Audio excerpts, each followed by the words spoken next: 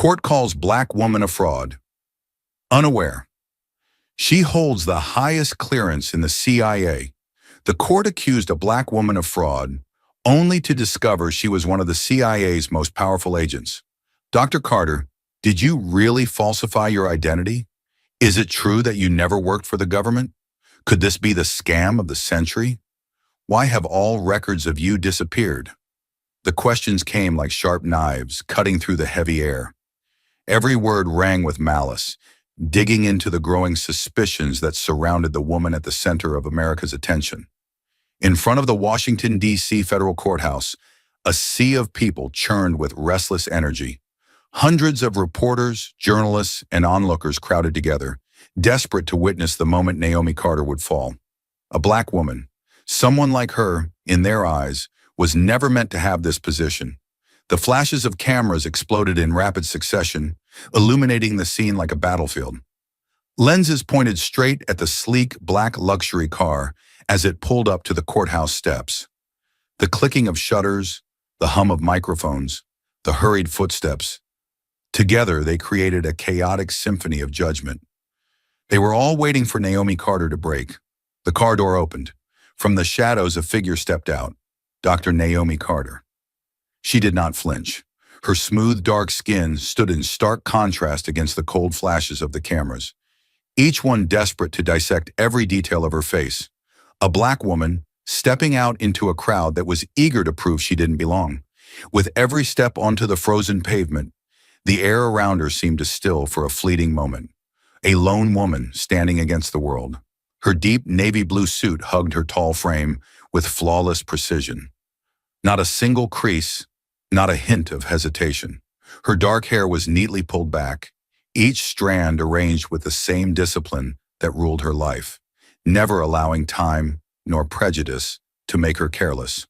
But her eyes were cold, not because she was afraid, not because she was guilty, but because she had seen this all before. The scrutiny, the baseless accusations, the people who wanted nothing more than to watch her fall. Because she was a black woman in a world that had never truly accepted her. The microphones pushed closer, the voices of reporters overlapping, urgent, insistent, clawing at every second they could trap her. Do you have anything to say about these allegations? Why has all trace of your existence been erased? Are you hiding something? But Naomi did not answer. She did not need to explain herself. She simply walked, slow but unwavering, up the courthouse steps, through the roaring crowd. The noise around her swelled, but in her mind there was only silence. They wanted to see her afraid. They wanted to see her tremble. They wanted to see her collapse right here in front of these doors. Because if she failed, they would say it was inevitable. But Naomi Carter had never fallen. She stepped through the doors, leaving the storm behind. Inside the courtroom, the tension was so thick, it felt like a weight pressing down on everyone present. The high ceiling loomed above, adorned with crystal chandeliers casting a dim golden glow onto the cold marble floor. Dark wooden benches were lined up in perfect order, the jurors sitting upright, their eyes fixed on the center of the courtroom. The scratching of pens against paper from the reporters, the quiet rustling of case files from the attorneys, and the anxious breaths of the spectators all blended together into an undercurrent of pressure. At that moment, Prosecutor Richard Vaughn slowly rose to his feet. His gray suit was immaculate, not a single wrinkle in sight. His tie was neatly tightened. Adjusting the thin frames of his glasses, his sharp gaze swept across the courtroom before he stepped onto the polished wooden floor. Each of Vaughn's footsteps echoed with deliberate clarity, sinking the room into an even heavier silence. Reaching the center, Vaughn lifted his chin slightly, turning his face toward the judge, though his eyes never stopped scanning the jury, reading every flicker of doubt, every subtle expression he could exploit.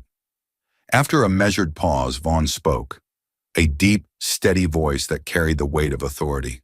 "Your Honor," he deliberately stretched out the words, his gaze briefly cutting to Naomi Carter before returning to the judge. "The defendant, Naomi Carter, has falsified her identity for over a decade." The statement landed with force, as if the verdict had already been decided. A ripple of reaction spread through the courtroom. A few jurors exchanged glances. An older woman frowned, while a younger man blinked rapidly, as if struggling to process what he had just heard. Among the press, someone hastily typed, the clacking of keys accelerating. A camera slowly panned, capturing every second of the moment. But Vaughn wasn't finished. He turned, moving with deliberate steps, as though choreographing a performance for the jury. Stopping at the prosecution's large wooden table, he set down a thick file with a sharp thud, the sound cutting through the room. His voice, now even more precise, followed. No degrees. The words landed like a blade slicing through the courtroom. No employment records. He raised an eyebrow, pushing the file slightly forward so the jury could clearly see the bold red classified stamp across the cover. No verifiable past. The air in the courtroom seemed to constrict. Vaughn glanced at the jury, calculating. He leaned forward slightly, both hands planted firmly on the table, his posture designed to drive his next words deeper. We conducted an investigation. There is no trace of Naomi Carter before the last 10 years. Silence swallowed the room. A few spectators whispered among themselves. An older juror furrowed his brows, tilting his head slightly as though trying to grasp the impossible. A person with no record of existence before 10 years ago? No proof that she had ever lived before that time? How could that be? No more murmurs. No more rustling of papers or the tapping of pens against the desk. The vast courtroom felt as if it had been swallowed by an oppressive silence, broken only by the faint ticking of the wall clock and the slow, measured breaths of those watching the trial unfold. In the jury box, a middle-aged man with graying hair adjusted his glasses on the bridge of his nose and leaned back against his chair. He folded his arms across his chest, his gaze fixed on Naomi Carter. Not with curiosity, not quite with disdain, but with doubt, laced with something just shy of mockery. A slight shake of his head, as if he had just heard something so absurd it was almost amusing. And then, in that moment, when the silence stretched so long it felt like it could be cut into pieces, he muttered under his breath, low but loud enough for those nearby to catch every single word. A black woman in a position this high? Suspicious. No one reacted immediately. A middle-aged woman in a light gray blazer glanced at him, her brows knitting slightly, as if she recognized that the comment shouldn't have been said, but saw no need to correct him. A younger juror, perhaps in his early 30s, flicked his eyes up briefly, the corner of his mouth tilting just slightly, as though the remark was hardly surprising. No one spoke up. No one told him he was wrong. No one turned to Naomi in discomfort or opposition to what had just been said. No one reminded him that this was not how a courtroom was supposed to function. The words lingered in the air, spreading slowly like ink bleeding across white paper. A small sentence, yet thick with meaning. A thought that perhaps many in this room shared but hadn't spoken aloud. A suspicion, an instinctive rejection of the idea that a black woman could have achieved what Naomi Carter had without deception. Naomi heard it. She didn't turn. She didn't shift in her seat. She didn't let a single flicker of emotion cross her face.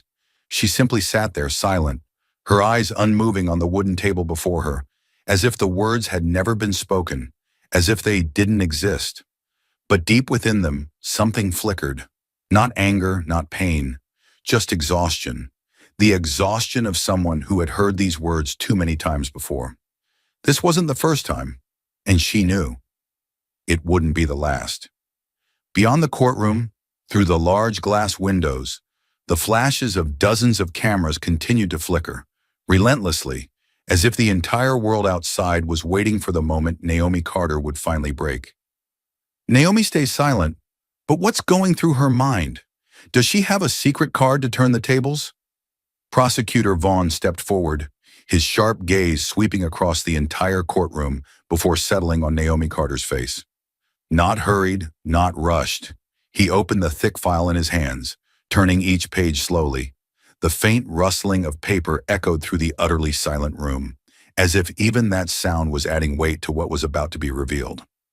The entire courtroom held its breath as Vaughn inhaled deliberately, and then, in his steady, commanding voice, he began to read the words on the pages before him, the evidence he believed would completely shatter Naomi Carter's image. There is no record of Naomi Carter ever graduating from any of the universities she claims to have attended. He lifted his head, his eyes scanning the jury, reading every subtle reaction. An older woman frowned slightly, a younger man raised an eyebrow in skepticism, while another juror simply sat upright, his gaze locked on the defendant. Vaughn let the silence linger for a moment, allowing his words to sink into the minds of everyone in the room before he continued. There is no trace of her ever having worked for the government. He lifted another stack of documents, raising it just high enough for the jury to see, before placing it on the table with a firm thud, a sharp, deliberate sound, as if each page inside carried an undeniable truth. No payroll records, no verifiable source of income for years that can confirm her background. Vaughn's words rang out, clear and measured, each syllable striking like a hammer against the foundation of the story Naomi Carter had built for so long. A murmur rippled through the spectators. A few reporters quickly jotted down notes, while others adjusted their cameras, capturing every reaction in the room. In the midst of it all, Vaughn stood tall, both hands planted firmly on the table, a faint smirk playing at the corner of his lips. The look of a man who believed he had the upper hand. The entire room was thick with the weight of doubt, the jury's eyes gradually shifting toward Naomi, waiting for an explanation, but she remained silent, unwavering. The air inside the courtroom grew thick as a middle-aged man with salt and pepper hair stepped up to the witness stand. He adjusted his metal-framed glasses, placed a stack of documents in front of him, then took a deep breath before lifting his head to face the jury. Prosecutor Vaughn stood beside him, hands clasped behind his back, his piercing gaze locked onto Naomi Carter, before giving the witness a slight nod to begin. The man's voice rang out, firm and unwavering, as if every word he spoke had been verified 100 times over. We conducted an extensive investigation into Naomi Carter's academic records at every prestigious university she has claimed to have attended. After directly contacting student administration offices and meticulously reviewing archived records, we found only one clear conclusion. There is no record of any Naomi Carter ever enrolling in or graduating from these institutions. No degrees, no admissions records, no evidence that she ever set foot on those campuses. A heavy silence blanketed the courtroom. Some jurors exchanged brief glances, a few leaned forward slightly, straining to listen more closely, searching for a rational explanation for this glaring inconsistency. From the press section, fingers tapped furiously on keyboards, and camera lenses zoomed in on Naomi, waiting for her reaction. But she remained motionless, her expression unchanged, as if every accusation was nothing more than a passing breeze. Vaughn didn't allow the silence to linger for too long. He stepped forward and nodded toward another man approaching the stand, one who carried an air of professionalism, but whose eyes held a trace of unease. A former colleague of Naomi's, someone who had worked with her briefly before she seemingly vanished from everyone's radar. He adjusted his collar, cleared his throat, and then spoke, each word cutting through the already suffocating tension in the room. I don't know who she really is. Naomi Carter was at our office for a short period, not exactly unfriendly, but not entirely open either. She was meticulous in her work, but there was something off about her. She wasn't like the other employees. She asked strange questions, things no one in the office had ever thought to ask. She had no past, no personal anecdotes, no small talk that people usually share when getting to know their coworkers. And then, before I could ever figure out who she really was, she disappeared. The air in the courtroom felt sucked dry. One juror furrowed his brow, suspicion flickering in his eyes. A reporter near the back leaned toward a colleague, whispering under his breath, no degrees, no records, no coworkers who really knew who she was. This is starting to sound like a spy story. But Vaughn didn't leave room for speculation. He was the one to drive the final point home. He turned, walking deliberately toward the jury, his expression calm yet utterly self-assured, as if the case had already been decided in this very moment. Taking a measured breath, his deep, commanding voice rang out, clear and decisive against the thick atmosphere of doubt. All the evidence leads to one undeniable conclusion. Naomi Carter fabricated an entire life to deceive the system. A person with no degrees, no past, no records in any institution, yet somehow she climbed to this position. There is only one reasonable explanation. She has been lying from the very beginning. The words dropped like a gavel, shaking the foundation of the trial, sending ripples through the jury and everyone present. No one in the room could take their eyes off Naomi. No one could suppress the burning curiosity. Who exactly was Naomi Carter? And if everything about her was merely a veil over the truth, then what was really hiding beneath it? The courtroom remained heavy with tension in the aftermath of Prosecutor Vaughn's sharp declaration. Some members of the jury stayed silent, their eyes locked onto Naomi Carter, as if trying to see through her, searching for any sign that might confirm whether the accusations against her were true. But not everyone stayed silent. A white man, likely in his early 50s, sat with his arms crossed over his chest, leaning back in his chair, a smirk playing at the corner of his lips. His expression wasn't quite anger, nor disappointment. It was open mockery, as if what he had just heard was too ridiculous to take seriously. He shook his head slightly before speaking, his voice not particularly loud, but clear enough for those around him to hear.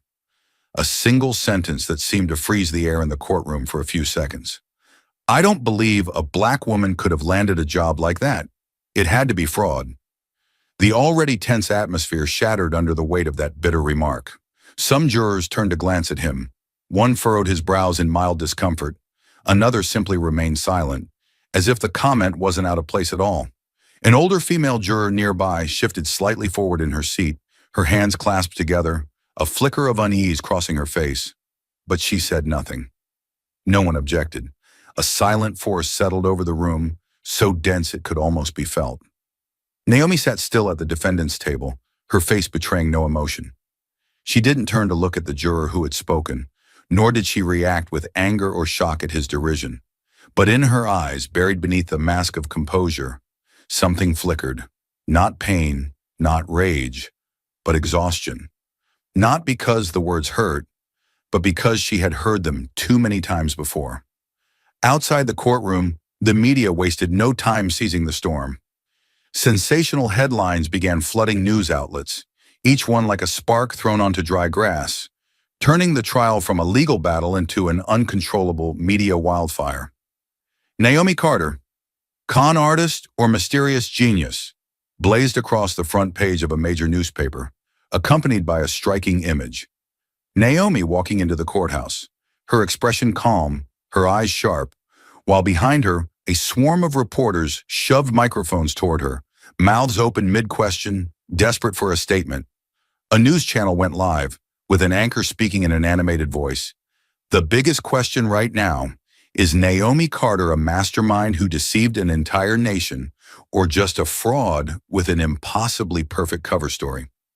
Across the country, debate erupted.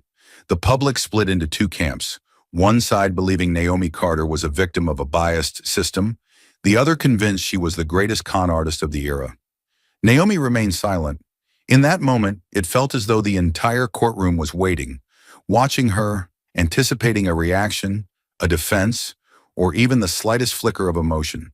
But Naomi Carter, with her steady gaze and hands loosely clasped on the table, remained still, unfazed, as if none of the accusations had managed to touch her. A veil of composure surrounded her, leaving everyone wondering, what is she hiding? But now Naomi's silence only amplified the voice that rose beside her. Judith Reinhardt, her defense attorney, stood up. She was a petite but formidable woman, her sharp eyes glinting behind thin black-rimmed glasses. As she stepped forward, her gaze swept across the room, unwavering. She paused just long enough to let the weight of the moment settle before taking a deep breath and speaking. "Your Honor," her voice was firm, deliberate, each word falling like steady drops of water on parched earth, dampening the fire that had just been ignited. "The absence of records does not mean deception." She let the words linger, her sharp gaze locking onto Prosecutor Vaughn before shifting toward the jury. "We all know that, in this world, there are truths that remain hidden for reasons of national security. It is entirely possible," Judith emphasized, her tone steady and grave, "that Naomi Carter's records were erased not because of fraud, but because what she has done was in service of this country." A murmur rippled through the courtroom. Some jurors exchanged glances. Others sat up straighter, as if suddenly roused from a long-held assumption. From the spectator section, whispers grew louder. Reporters scrambled to jot down notes, cameras panned across the room, capturing every shift in expression, every flicker of doubt. And then the real question settled in. If Naomi was truly a government operative, why had no one come forward to defend her? The suspicion that had once been aimed at her now twisted into something else, something deeper, more unsettling. If she had served this nation, why was the government staying silent? Once again, all eyes turned to Naomi, but this time there was no longer just judgment or ridicule in their gazes.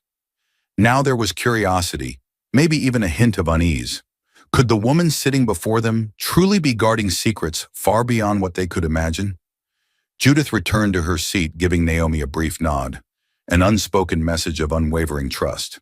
But Naomi remained motionless, her eyes distant, as though staring past the walls of the courtroom, beyond the people watching her, towards something only she could see.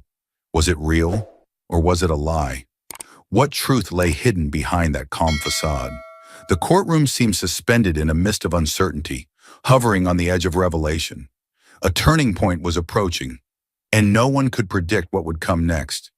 The sky had darkened by the time Naomi Carter stepped out of the courthouse, leaving behind a media storm still raging in full force. The flashes of cameras continued to flicker. Reporters' voices still hurled questions at her, relentless and demanding. But she ignored them all. In the midst of hundreds of eyes tracking her every move, she simply walked, slow, steady, controlled. Or at least, appearing to be in control. The truth was, she controlled nothing. A sleek black car idled at the curb, its back door swinging open just as she approached. Naomi slid inside, the door shutting behind her with a decisive thud, severing the chaos outside. Judith Reinhardt, her attorney, was already seated in the front, her face illuminated by the faint glow of the passing streetlights. She said nothing. The driver, an unfamiliar man, remained silent as well. Naomi didn't need to ask. She already knew this car wasn't arranged by the law firm. No one spoke. The silence inside the cabin stretched as the car pulled away from the courthouse, weaving through the bustling streets of Washington, D.C. It wasn't the tight space that made the air feel heavy. It was the knowledge that this was only the beginning. The sudden vibration of her phone startled her. Naomi reached into her coat pocket. No name, no number. Just two words, stark and chilling. Unknown caller. Her finger hovered over the screen for a fraction of a second. Her pulse quickened, just slightly. There were only a handful of people, them, who could be calling her at this moment. Judith cast a quick glance in her direction, a flicker of caution in her eyes. Naomi didn't speak. She tightened her grip on the phone, then swiped to answer. A deep male voice came through immediately, leaving no room for hesitation. "Don't say anything. Let us handle it." 4 words, but they sliced through her mind like a cold, sharp blade. No greeting, no identification, just a command. Naomi closed her eyes briefly, gripping the phone tighter. She didn't need to ask. She didn't need to guess. She knew exactly who was on the other end of the line. A chill ran down her spine. A strange feeling crept into her. Not fear, not relief, but an unsettling kind of dread. She didn't respond. She knew the rules. No questions, no confirmations, no reactions, just silence. The quiet breathing on the other end lingered for a few more seconds, as if the caller was assessing her. Then, click. The call ended. The screen went dark, leaving only the warmth of the phone in her hand. But in Naomi's mind, questions ignited like electrical sparks in a pitch-black room. They knew. They had been watching the trial. They had known everything from the start. But why hadn't they stepped in? Naomi clenched her fist, nails digging into her palm hard enough to sting.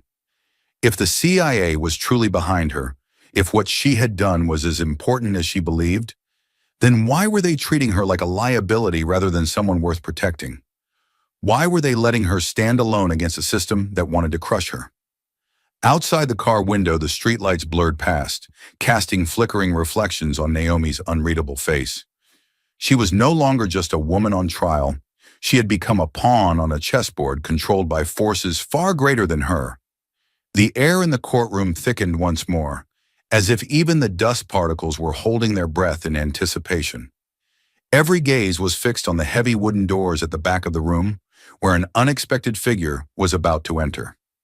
Everyone present knew that this case had drawn overwhelming attention, but no one had foreseen that a high-ranking CIA official would personally step into this courtroom. The doors slowly creaked open. The hinges groaned, a small, almost insignificant sound, yet it carried the weight of 1,000 pounds. Standing in the doorway was a man of commanding presence, his black suit tailored to perfection, not a single crease out of place. His polished leather shoes struck the wooden floor with an air of certainty and absolute authority. Mark Delaney. No introduction was needed, no announcement was necessary. Those familiar with the shadowed corridors of government power recognized his name instantly.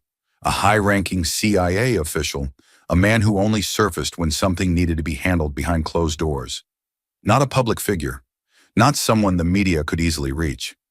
His presence in this courtroom at this very moment carried implications too significant to ignore. At the prosecution's table, Richard Vaughn tensed.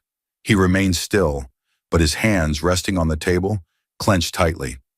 His thumb tapped unconsciously against the edge of the document in front of him.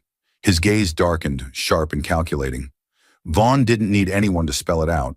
He knew immediately that Delaney's presence could unravel everything he had so meticulously built. No one spoke. Delaney didn't glance around. He paid no attention to the dozens of eyes glued to him. He walked forward with measured precision, his movements exuding gravity, his every step echoing through the silent room. Directly approaching the judge's bench, he stopped, carefully retrieving a thick dossier from his briefcase. The matte black cover bore a red-sealed imprint at the top. Classified, authorized personnel only.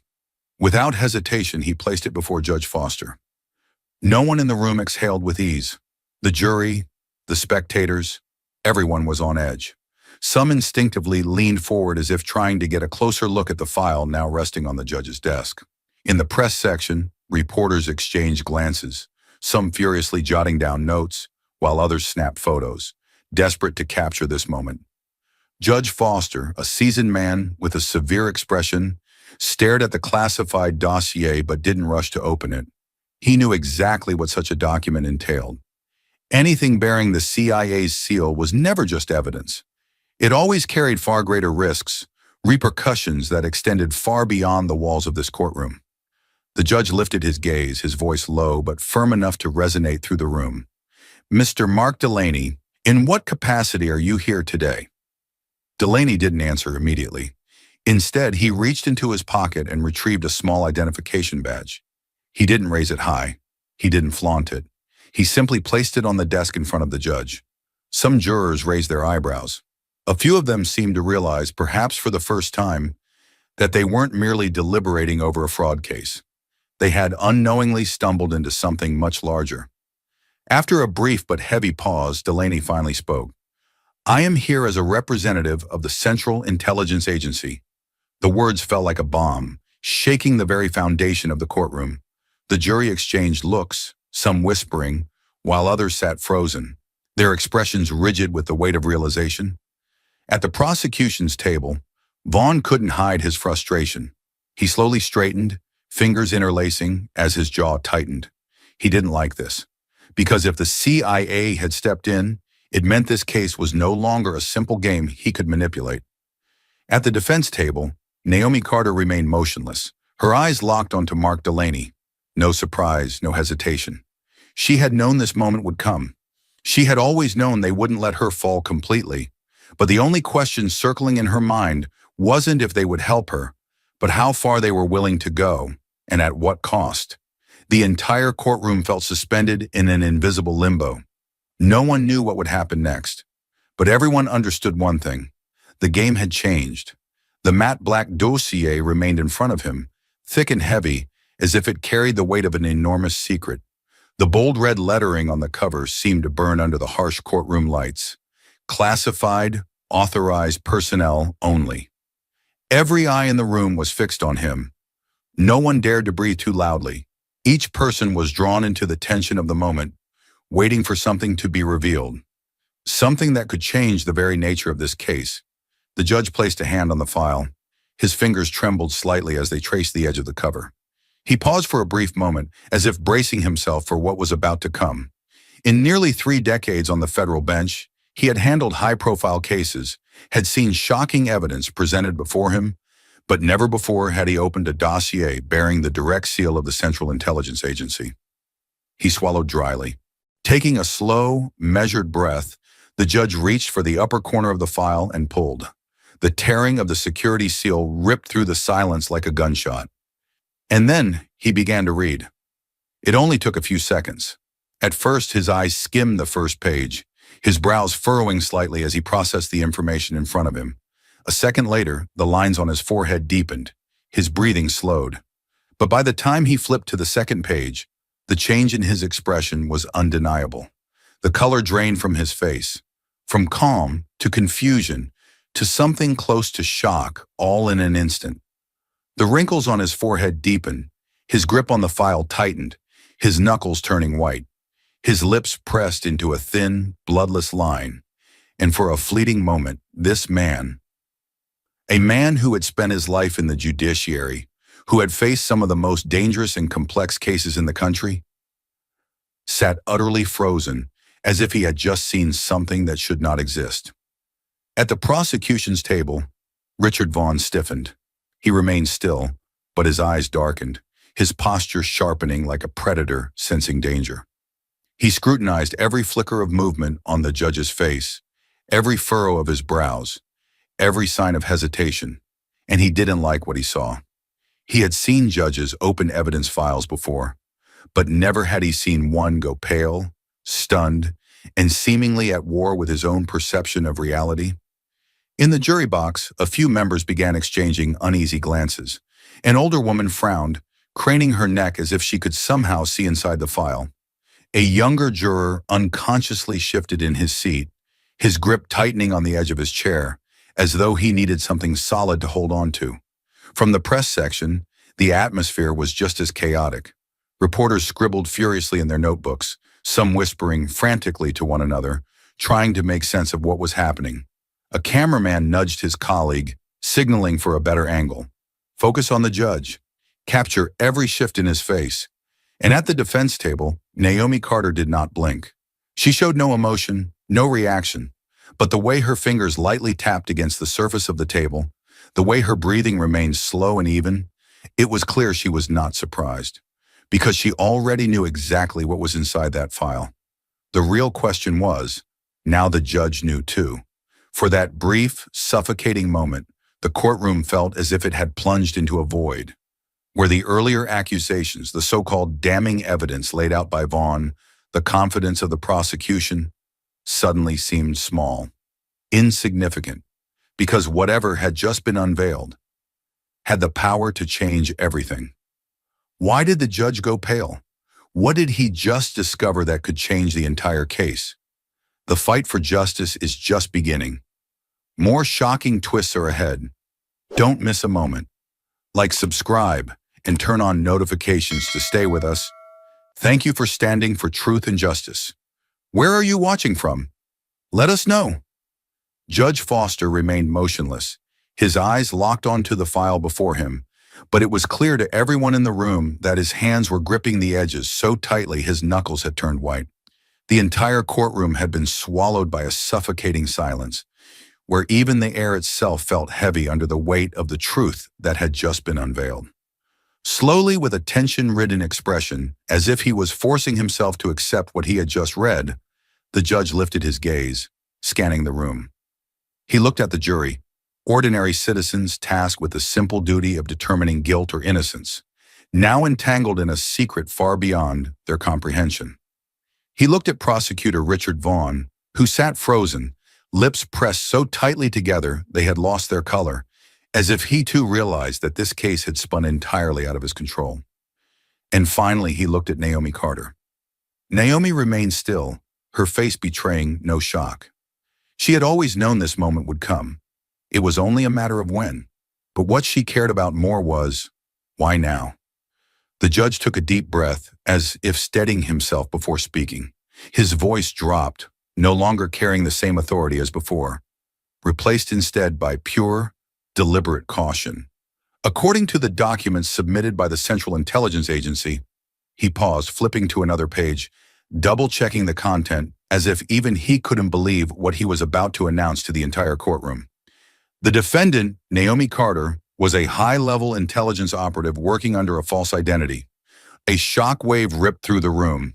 The jury sat stunned, some with their mouths slightly open but unable to form words, others simply frozen in place, realizing that everything they thought they knew about this case was now a lie. One juror, who had previously mocked Naomi in an earlier session, instinctively leaned back in his seat, his expression suddenly cautious.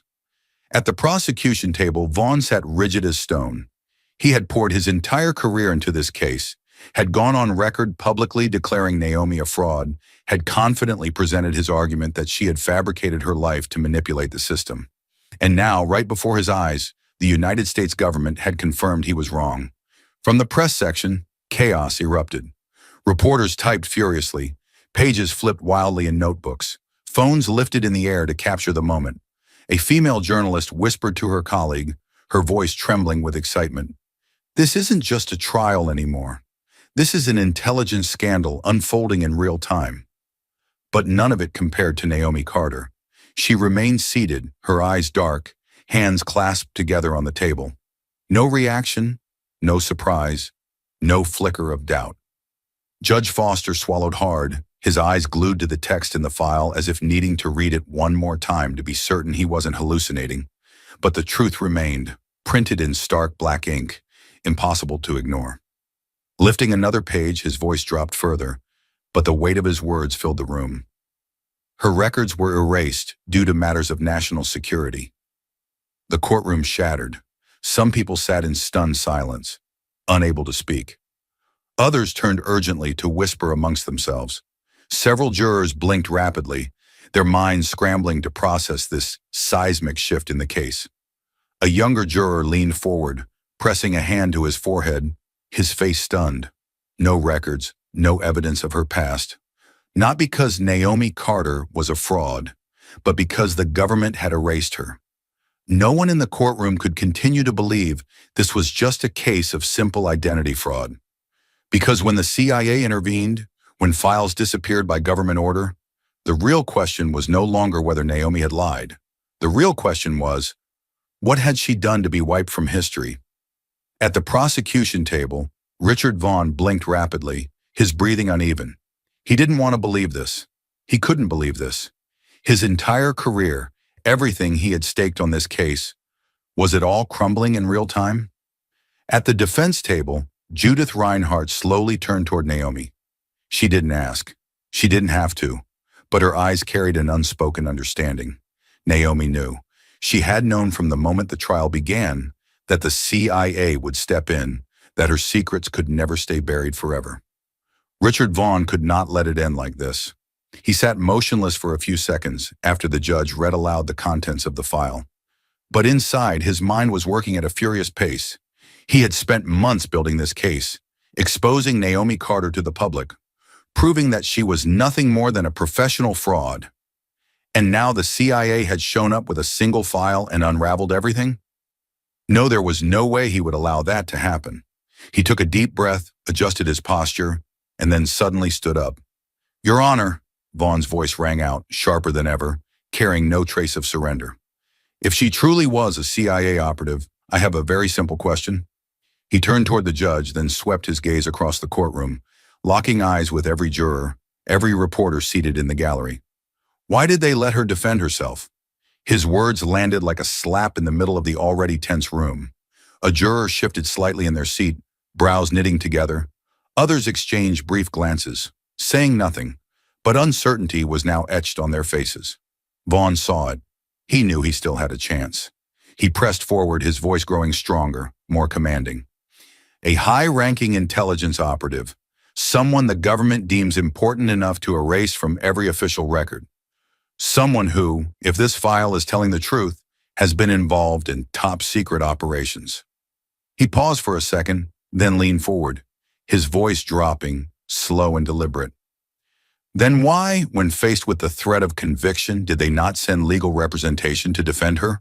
The jury murmured amongst themselves again. A few whispered, others tapped their fingers on the wooden table, as if they had just realized something wasn't adding up. Vaughn glanced at Naomi Carter. She remained silent. She did not object. She did not interrupt. She did not show any signs that he was wrong, and that silence only deepened the jury's doubts. Maybe she's not really an operative. Maybe she was an operative, but the CIA cut her loose. Or maybe she used her position to do something wrong, and that's why they aren't protecting her. A juror, a middle-aged man with a calculating gaze, suddenly spoke, shattering the tense silence.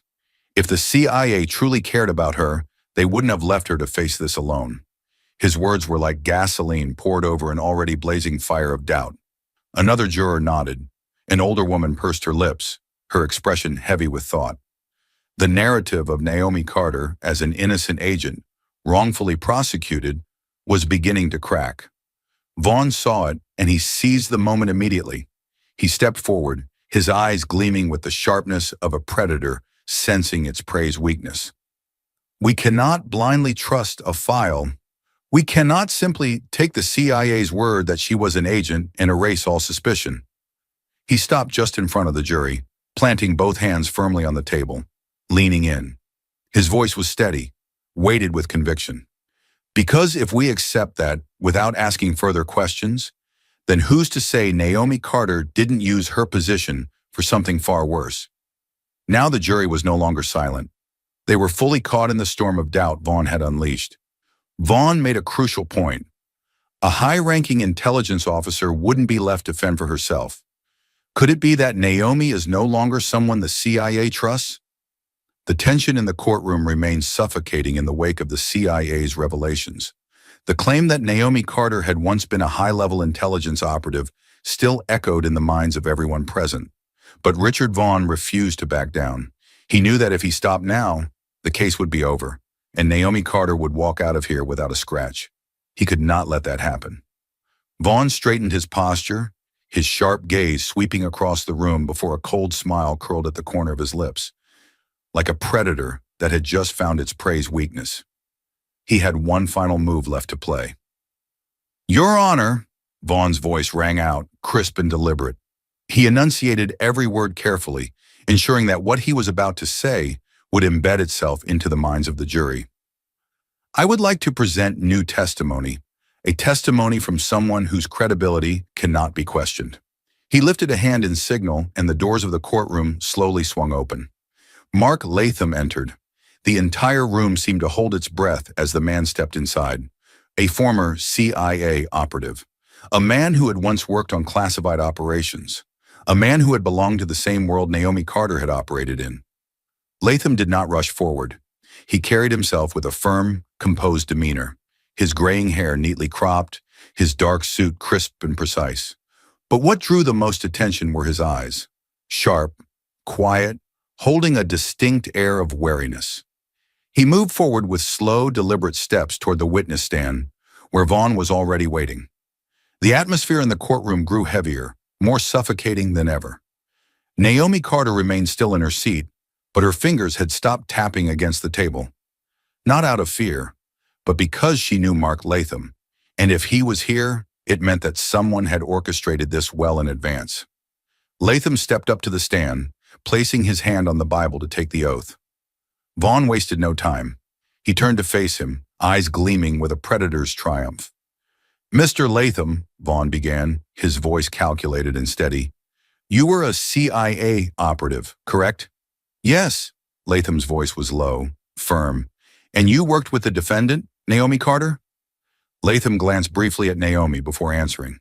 His expression held no hostility, but it also carried no sympathy. "Yes." A ripple of murmurs swept through the courtroom, but Vaughn wasn't finished.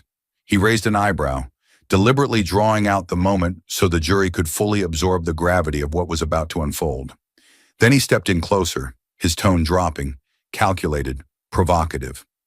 "Can you tell the court what Naomi Carter did during her time with the CIA?" Latham leaned slightly forward, his hands clasped together on the stand. He didn't answer immediately, but when he spoke, His words cut through the air like a blade. Naomi Carter manipulated intelligence for personal gain. The courtroom erupted. The jury was stunned. Reporters frantically took notes, some hammering away at their keyboards, sending immediate updates. At the prosecution's table, Vaughn allowed himself the faintest smirk. He had just landed a decisive blow. Everything the CIA had just presented in Naomi's defense, it had all just crumbled in a single statement. Because if a former CIA operative, a man who had worked alongside her, was willing to testify that she had abused her position, exploited her power, then who would still believe she was innocent? All eyes turned to Naomi. The air in the courtroom was thick, like the calm before a storm. Whispered conversations rippled through the jury box, the press section, and the attorneys' tables. Urgent, frantic exchanges. Mark Latham's accusation had landed like a blade, slicing through everything the defense had built. But this fight was not over. The courtroom doors swung open again. Mark Delaney stepped in. This time he was not just a high-ranking CIA official. Gone was the detached observer from before. This time he entered holding something that could change the entire game. In his hand was a small black recording device, a seemingly insignificant object, yet one that carried the weight to obliterate every accusation against Naomi Carter. He walked toward the witness stand with steady, measured steps, his eyes briefly flicking toward Vaughn before settling on Mark Latham, who still sat on the stand, his expression unreadable. "Your Honor," Delaney's voice was calm but razor-sharp, carrying the authority of a man accustomed to life-or-death negotiations. "I have new evidence, a recording, one that will reveal the truth about Naomi Carter." The courtroom exploded again. Reporters scrambled to adjust their recorders, some already firing off rapid tweets with breaking updates. A female juror raised an eyebrow, clearly intrigued by what was about to happen. Judge Foster's brow furrowed. He despised the chaos unfolding before him, but he knew he couldn't ignore what had just been introduced. "Mr. Delaney," the judge said, voice heavy with caution, "please clarify the nature of this evidence." Delaney gave a single nod and placed the recorder on the evidence table. His hands were steady. "This is a recording of a conversation between Naomi Carter and Mark Latham during an operation they were both involved in. If the court permits, I will play it now." The judge's gaze shifted to Vaughn, then to Naomi. After a beat of consideration, he gave a single nod. Delaney pressed play. A faint static crackled through the speakers. Then came Naomi Carter's voice. "You're asking me to do this? To manipulate a report? To turn an innocent target into a traitor?" A pause, then another voice, Mark Latham. "These are orders from above, Carter. We don't have a choice." A chair creaked as if someone had suddenly stood. "No!" Naomi's voice was sharp, cutting through the silence. "I won't do this. If you want to deceive your own government, do it yourself." A loud sound, a hand slamming onto a table. "Don't you get it?" Latham's voice grew tense. "If you don't do this, they'll find someone who will. And the next person might not say no, like you just did." Naomi let out a cold, quiet laugh. "Then let them. I won't dirty my hands." The recording ended. For a moment, absolute silence. And then, the courtroom exploded. The jury stirred, murmurs growing into a full-blown commotion. The press section descended into chaos. Reporters lunged forward, cameras flashing as they rushed to capture the reactions unfolding before them. At the prosecution table, Richard Vaughn turned pale. He blinked rapidly, as if struggling to process what he had just heard. He had been played. Naomi Carter had not been the manipulator. Mark Latham had been the one manipulating the truth. The jury exchanged glances, but this time, they had their answer. Vaughn lost control. He shot up from his seat, rounding on Latham, his voice a near snarl. "What the hell is this? You told me Carter was a fraud." Latham said nothing. There was nothing left to say. Every accusation Vaughn had painstakingly constructed, every argument he had built to paint Naomi as the villain, all of it had crumbled. Mark Delaney turned, his gaze settling on Naomi Carter. This time he wasn't the one presenting evidence, nor the man withholding the truth. He simply nodded, a small, measured nod. Naomi Carter had won. A thick silence hung over the courtroom. The tension was suffocating, pressing down on everyone like an unseen force. The weight of everything that had unfolded, the accusations, the betrayals, the shocking revelations, now rested on one man's shoulders. Judge Foster sat behind his imposing bench, hands folded tightly in front of him, his expression unreadable. He had spent decades in this very position, rendering verdicts that decided the fates of men and women, but this case was unlike any other. His gaze flicked toward the prosecution's table, where Richard Vaughn sat stiffly, his jaw clenched so tightly that the muscles along his face twitched. He hadn't moved since the final piece of evidence had been revealed, since the truth had shattered the foundation of his case. Judge Foster exhaled, lifting his gavel slightly before lowering it back down to the desk, his fingers tightening around the polished wood. When he spoke, his voice was steady, yet heavy with the weight of what was about to be declared. After careful consideration of the evidence presented in this trial, and in light of new, indisputable proof, he paused. No one in the courtroom moved. No one dared breathe. This court finds the defendant, Naomi Carter. Another pause, a second that stretched into eternity. Not guilty. The words fell like a thunderclap, shaking the very foundation of the room. All charges against Naomi Carter are hereby dismissed. For a moment, there was nothing but silence. The kind of silence that comes not from peace, but from sheer disbelief. Then the room erupted, gasps, whispers, the frantic clicking of reporters' keyboards as they scrambled to file their breaking headlines. The shuffle of bodies as members of the audience turned to one another, some in relief, others in shock, a few still too stunned to react at all. At the defense table, Naomi Carter remained still, unmoving, unflinching. She had prepared herself for every possible outcome. She had trained herself to endure whatever was thrown her way. But even now, with her name officially cleared, she refused to show any sign of weakness. Only her eyes flickered, just for a moment. A brief shimmer of something deep, unreadable. Was it relief? Was it vindication? Or was it something else entirely? Across the room, Richard Vaughn sat frozen, his fingers gripping the edges of his table so tightly that his knuckles turned white. Everything he had built, everything he had worked for, was gone. His case had unraveled before his eyes, his credibility shattered. The man who had once been the golden prosecutor, the face of unwavering justice, had now been exposed as someone who had pursued the wrong enemy. His greatest case had become his greatest failure, and the world was watching.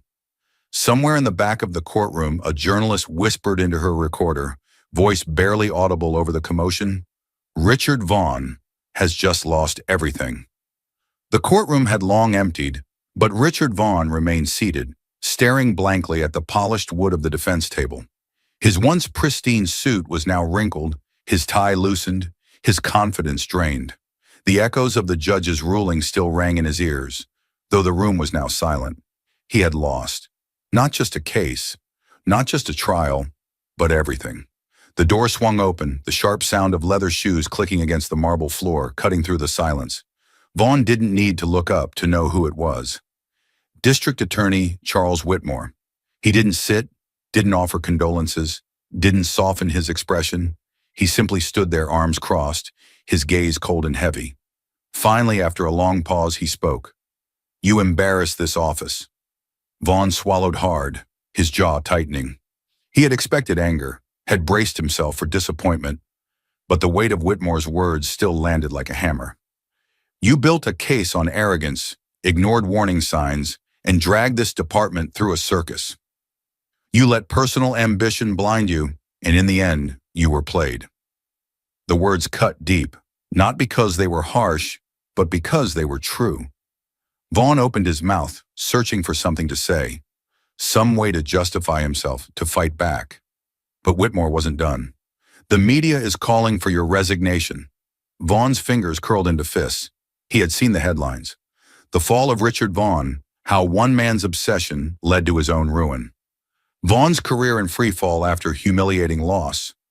From prosecutor to pariah. Where did Vaughn go wrong? They weren't just articles. They were obituaries. "Give me a few months," Vaughn finally muttered. "Let this blow over and I can—" "You're done." Whitmore's voice was sharp, final. Vaughn felt his stomach twist as the words settled over him, like a noose tightening around his throat. You're being disbarred, Vaughn. The ethics committee is reviewing your conduct, and let's just say, they're not feeling generous. The evidence suppression, the way you railroaded Carter without cause, there's no coming back from that. Disbarred.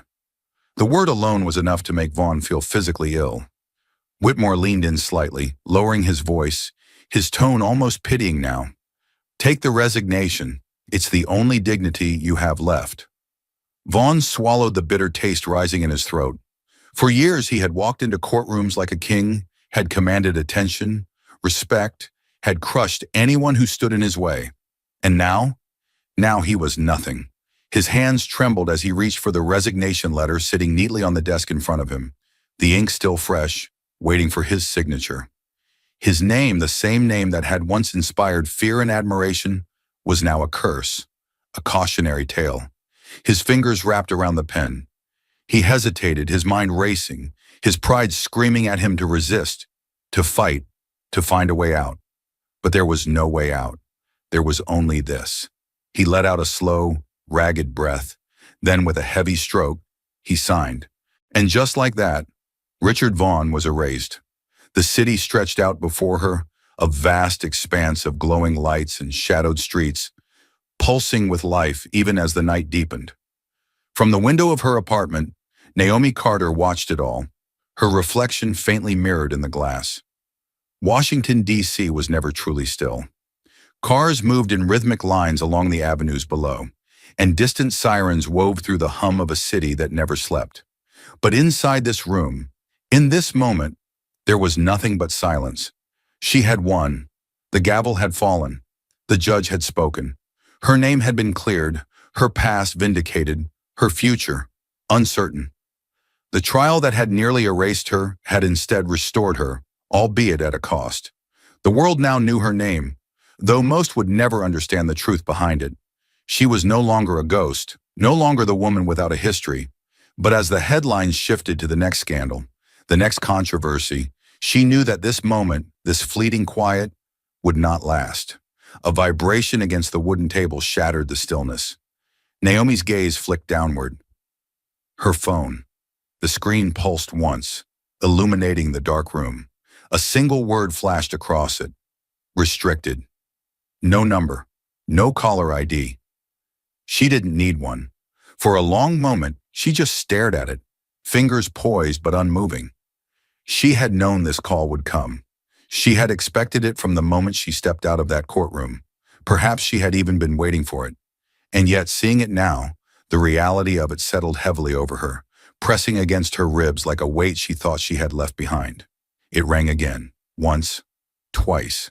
She let it go to the third, then picked up. She didn't speak. A familiar voice came through, steady, controlled, the kind of voice that carried authority without needing to raise in volume. Carter. No greeting, no hesitation.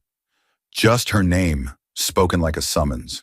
She remained silent, her breath even, her grip firm around the phone, letting the quiet stretch between them, letting them feel the space she wasn't rushing to fill. It was a dance she knew well. In their world, words were measured, used only when necessary. After a beat, the voice on the other end continued. We have a mission for you. It wasn't a question. It never was. Naomi exhaled, her gaze drifting back to the window. The city looked different now, as if she were already slipping away from it, already seeing it through a different lens. A mission. Not an offer. Not a request. A mission. The past few months had been about survival, about fighting for her name, her freedom, her truth. She had clawed her way back from the edge, had exposed corruption, had proven that she was not the fraud they tried to paint her as. But now, this wasn't about proving anything. This was about who she was, and who she had always been. She had told herself that she wanted to be free of it, that once the trial was over, she would walk away, disappear into anonymity, build something for herself outside of the shadows. Maybe even try to live a normal life. But as she stood there, phone pressed to her ear, hearing those familiar words once more, she knew the truth. She was never meant for normal, There was no walking away. Not really. Her fingers tightened slightly around the phone, the only movement betraying the war happening inside her. She had a choice, perhaps for the first time in years, a real choice. But did it matter when she already knew the answer? She let another breath slip through her lips, slow and steady, before she finally spoke. "Send me the file." Her voice was calm, certain. On the other end, there was a pause, brief but unmistakable. Not hesitation, acknowledgement. Then the voice returned, just as composed. "Check your secure line." And then silence. The call had ended. Naomi lowered the phone slowly, staring at the darkened screen. She wasn't surprised. It was how it always worked. Brief, precise, no room for unnecessary words. Just enough to remind her that she had never truly been free, that her past wasn't something that could be erased with a courtroom verdict. She turned away from the window and crossed the room, her bare feet making no sound against the hardwood floor. The small safe in the corner sat untouched, just another unassuming part of the apartment. To anyone else, it would seem ordinary, something used for storing personal documents, old records, valuables. But Naomi Carter didn't keep jewelry or financial statements locked away. She reached for the keypad and entered a sequence she hadn't used in months. The lock clicked open, revealing a sleek, black laptop inside. A secure, untraceable device, disconnected from conventional networks. The last link between her and the world she had once sworn to leave behind. She hesitated. Then, without another thought, she powered it on. The screen flickered to life. A single notification blinked in the corner. An encrypted message, waiting. She clicked it open. The file began to download. Her eyes scanned the opening lines, taking in the mission parameters. The location, the target. The details were familiar. Covert extraction, high risk, deep cover. Nothing she hadn't done before. And yet this time, something felt different. Because this time, she wasn't just stepping back into the world of espionage. This time, she was choosing to. A slow, knowing breath left her lips. Perhaps she had never truly left. Perhaps deep down, she had always been waiting for this. The mission briefing continued scrolling, details filling the screen. But Naomi was no longer reading. Her mind was already racing ahead, calculating possibilities, weighing risks. The old instincts, the ones she had buried beneath court documents and legal battles, were already sharpening, clicking into place like pieces of a puzzle she had long since mastered. This wasn't about redemption. This wasn't about proving she was innocent. This was about what came next. Naomi reached for the edge of the laptop, closed the screen, and stood. Outside, the city stretched endlessly before her, vast and unpredictable, full of people who would never know the things she had done, the choices she had made. Somewhere in the night, a plane was waiting. A new name, a new identity, a new mission. And Naomi Carter, the woman who was never meant to exist, was ready. Thank you for watching until this moment and for standing with us on this journey for justice. Your support means everything. Like, subscribe, and turn on notifications so you never miss what's next. And we'd love to hear your thoughts. Leave a comment below and let us know what moved you most in this story. Together, our voices make a difference.